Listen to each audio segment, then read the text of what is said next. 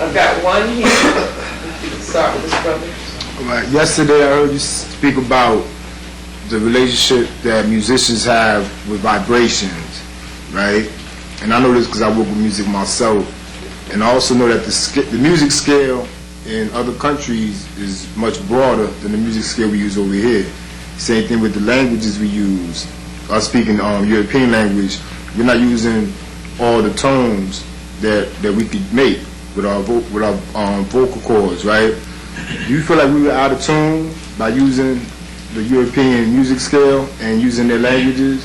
Would that help part of the healing, us speaking our original language or relearning our original language? I agree with you, and I think that's what I said last night. I think the whole thing was about language. And I see music as part of that. And it was about the healing modalities, that's what I call them, or the kuntu. The modality is a way in which you express something, express feeling, ideas, the way you communicate. Poetry is a modality, dance is a modality. And I'm saying that I don't think we can be healed using the narrow, limited forms that, as they are defined within a European context. That's part of what Yorugu is about. I heard somebody said that the book only had 30 pages that were relevant to African people. Well, that's interesting, and I'd like to hear what 30 pages that person was talking about. But it may seem it's talking about Europeans, but the reason it's doing that is precisely this issue, is that we've got to see, first we have to, it's like a deprogramming, that has to happen, right, to show that their modalities that they use are much too limited for what it is we need to do. So that's why we've got to, and we've been told that you can't be intelligent and be using music, poetry, dance, symbolism. Whereas the opposite is true, is that if we come to understand African deep thought and begin to understand spirit as thought, then we'll see that spirit, our depth of spirit, allows us to relate to, respond to, and express the complexities of a multi-dimensional universe as it is understood in African terms. So we can say much more, we can do much more, we can think much more. We can think our way out of this, what we're in, but we can't do that using the thought forms as they are described here, in terms of European culture. So I think music is extremely important. Language is extremely important, and that's why I struggle to reach for African languages and getting concepts from African languages. I wanted to do that. I wanted to, even in the circle, that's how I start in the circle, is if you notice, those who know Let the Circle Be Unbroken, the sections are, the titles of the sections are in an African language. And I wanted to do that so that we could begin to reclaim our consciousness, because I think that's how we do that, is you reclaim consciousness through language. I got a quote here from Amos, where he talks about, we speak a slave language, and how important consciousness is. So that if we are to have a victorious consciousness, then we've got to definitely reclaim our language. All right. Our languages. There was a brother back there. I'm from Nigeria, and I'm not, trying to say nobody is from Nigeria. Everybody is from Nigeria here, at least in one part of Africa. And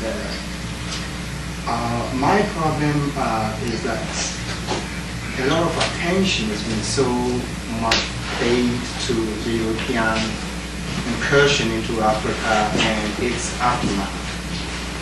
But what is troubling to me is the absence of concern on what the Muslims or the Arabs have done, because I have, in fact, even today, I like to talk to people, especially, Muslims from Africa, and my take on that is sometimes even more traumatic than the experiences I have talking to Christians. Because in the Muslim part, it is very much like when one talks to one, it's like talking to an Arab person. The African places are totally gone. It is like the ghost, you're talking to the ghost of Africa. And sometimes it has been very, very traumatic, especially because no attention or very little attention has been paid to that sector. And the dealing is on the European or the Christian part. I would, if you can, address that, problem. Yeah, I think that's an excellent point, because Urugu does not deal with that. And let me just say how I came to this book was through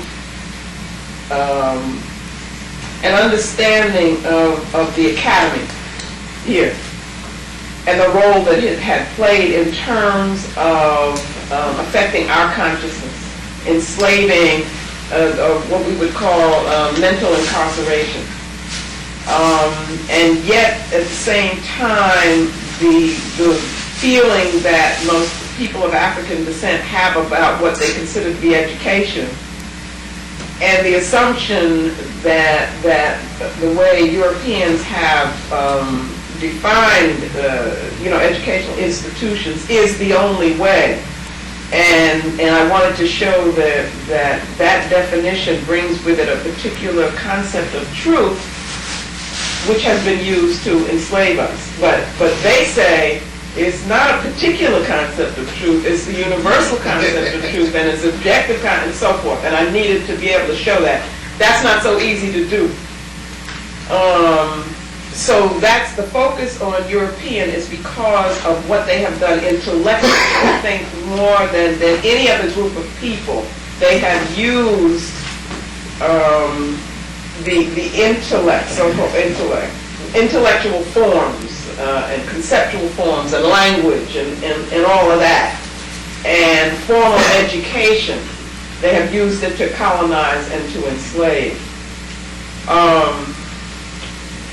A work needs to be done which deconstructs, let's say, the Arab assault on African people, and they may not be the only ones, because we leave ourselves open. Everybody want a piece, of Africa. I see their intrusion and the debilitating effect that they have had on African people, functioning a little differently than the European assault. It hasn't been as much through educational thought forms. It has been like you go to Quran school and so forth as a little boy, that kind of thing. But that's more studying a particular way of life. It's studying, and they say that's what they're doing. Studying a particular religion, and you're becoming trained in that, and so forth. I think that the Arab assault has been pretty much openly aggressive, dominative, exploitative in terms of the enslavement, of African people. It hasn't been as difficult to see, because of what Sekou read earlier, that the whole camouflage, for instance, European domination is camouflaged even in universalism. It's camouflaged in so-called humanism, liberalism. All of these things, they're telling you, like multiculturalism, it's supposed to be enlightening, but what it's really doing is preventing African people from being African. When Arabs come at you, they're very openly nationalistic. Europeans hide their nationalism in as I said, pseudo-universalism. But we need to look at what they've done, what their position has been, and hold them accountable, you know, in Africa, and let people see, you know, what the effect of Islam as it brings in a culture, you know, as Christianity brings in a cultural paradigm. So I totally agree with you that needs to be done. This doesn't do it. Somebody's got to do it. Yes. Yeah, I thank you for doing the book that prominent as Ruby, because it's the first time that I read something where somebody was actually critiquing European thought and behavior patterns.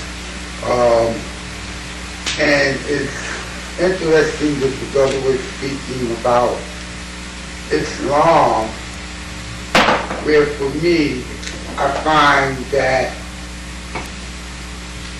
it's no difference as far as the mindset of the African who is practicing Islam or the African practicing Christianity and whatnot, whether they're over here or over there.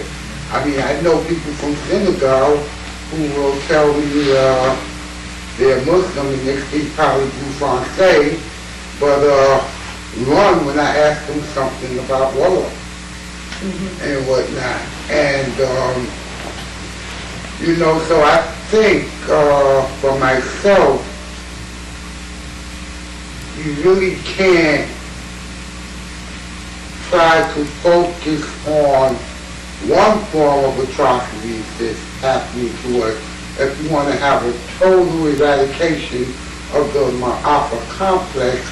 You have to attack all of it. You know, it's like getting a bunion or something out of your foot. You just can't cut a piece of it or they grow back. So you have to get it off. And I think that to the degree of acculturation that was exposed to our people both here and over in the continent, in their different areas, explains why we're in the position that we're in here and why they're in the position that they're in over there. Because the scheme of the Marimba and the continent has the Africans over there at war with each other because, not of religion, but because of the mental and psychological mind games that's been imposed on them. And the same thing that's happening over here, why we can't get up with consciousness, is because of the acculturation and the mental mind game that has been inflicted on us here. You know, and you see it when you hear people say, I'm from Jamaica, I'm from Trinidad, and I'm from Barbados, and you know, the slave ship brought Africans over here. But then when you go on the continent, you hear them say, I'm from Nigeria, I'm from Senegal, I'm from Ghana, but they're all Africans, so, you know, we got some serious work to do in that area. Well, I think what I presented and tried to explain and talk about last night was a paradigm that allows us to focus on that presents an answer. You know, it's not the answer, but it instead of us just focusing on what it is that has been done to us by others, it's that it's a paradigm for healing, and that healing is a political statement. That healing is about us coming back to who we are, you know, so that you get a statement of authenticity, authentic Africanness. If we do that, then all of that other stuff is going to become very, very clear. But I think there's a need for us to learn us again, you know, to know who we are. And, you know, that self-knowledge, which is what we've been about a lot, is the healing is in there. That's the Sankofa, the coming, the returning to the source. Another thing is that because if we do that, it'll help us understand that we're talking about what Wade Noble would call African spiritness.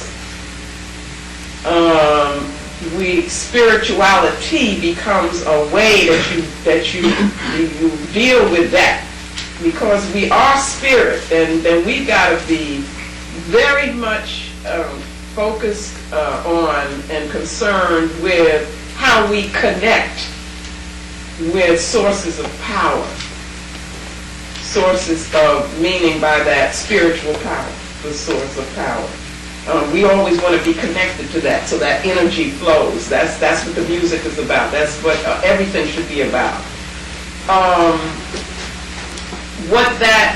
And then if we, you know, the culture itself, if we look at classic and traditional African civilization, is spiritually based, which means that you have the life process, the initiation process, different stages of growth and development and so forth. All of that is part of being spiritual, you know? Which means that a spiritual system is about pushing you to grow and supporting you in that growth. Okay? That's not religion. We have to understand the difference between that. We're talking about something that says to you, you are divine, you were born divine. And I had some quotes about that last night. And therefore, that brings with it certain responsibility and obligation. And the concept of ma'at. We are accountable to ma'at. So that means we got work to do. Just being Africans, living, means you have to continually to work to be the best that you can be, and you're in this continual process of transformation. Usually, we kind of retreat into religions in order to escape the work. Okay, so what I'm saying is that all of this is connected. To me, it's all political. If we understand who we are, the nature of who we are, and what that means in the African context, then that will dictate, it will mandate that we do all of this work, that we critique what we're supposed to critique. We see it for what it is. It's non-African, it's anti-African, but we also see what is pro-African, and we affirm that, and we always ask the question, is it good for African people? Before you make a choice, you ask the question, is it good for African people? That's what determines what you do. Not if it makes me feel good, or, you know, I can do my own thing, and that kind of thing. But that's what I'm accountable for, is the interest of African people. That in itself is a very deep spiritual, political, ideological statement right there.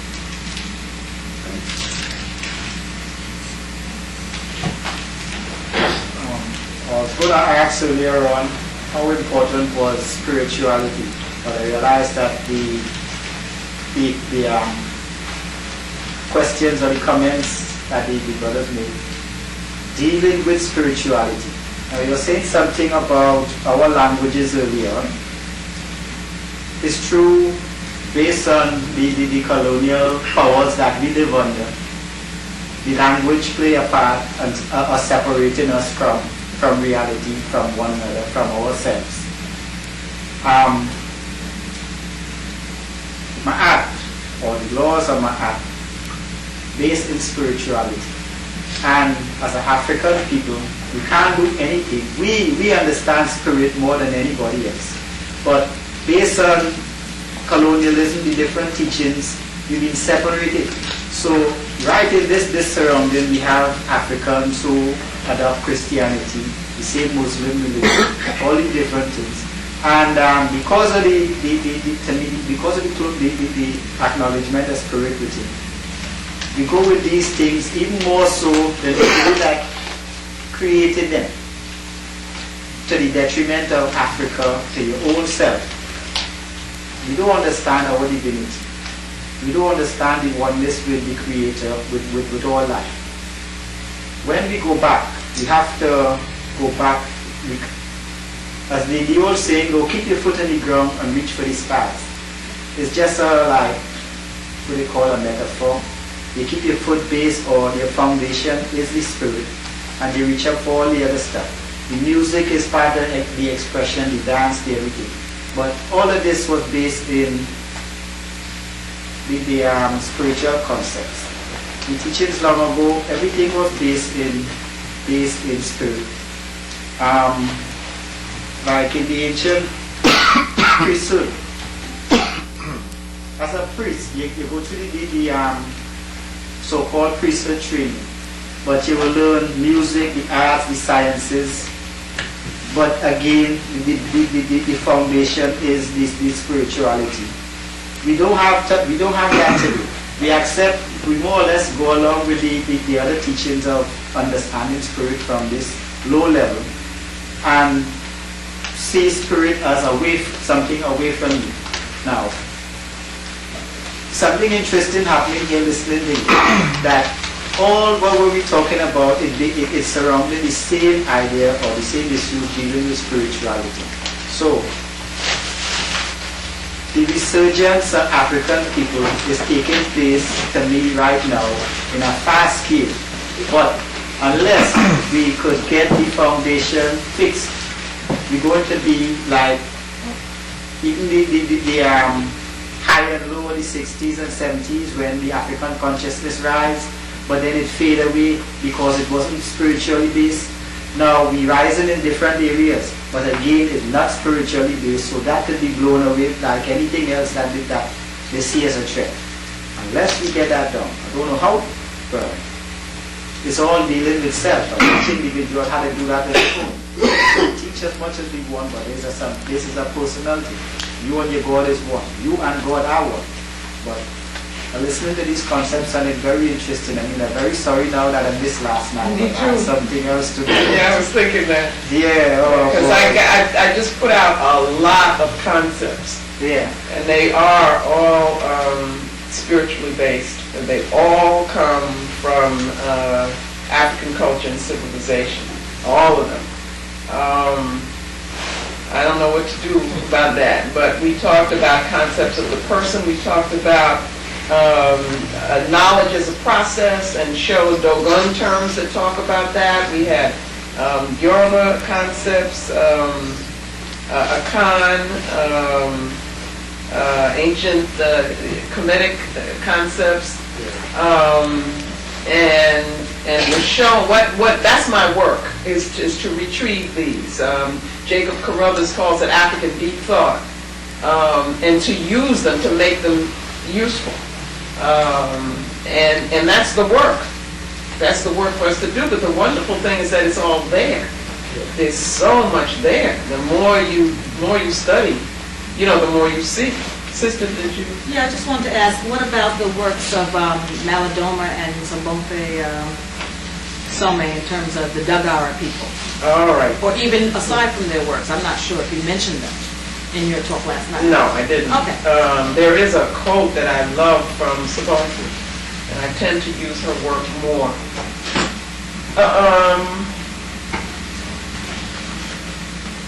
There certainly is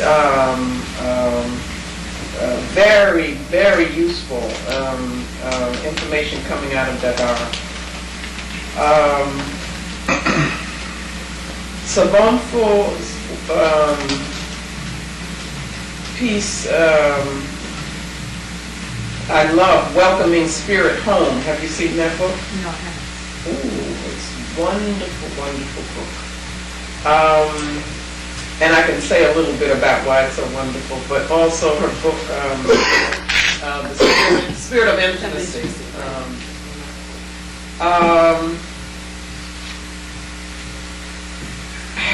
I know a lot of people who are very serious thinkers, very committed, who are very impressed with Maladoma's stuff. People close to me. And I know that within his work there's a lot of, there are profound things said. One would be surprised at how common those things are in Africa. So it's not like, from my understanding, Maladoma Some is not considered a sage in Africa, and did not undergo particular training for that and so forth, which is not to say that he can't talk about, he can't have insights, based on his culture, but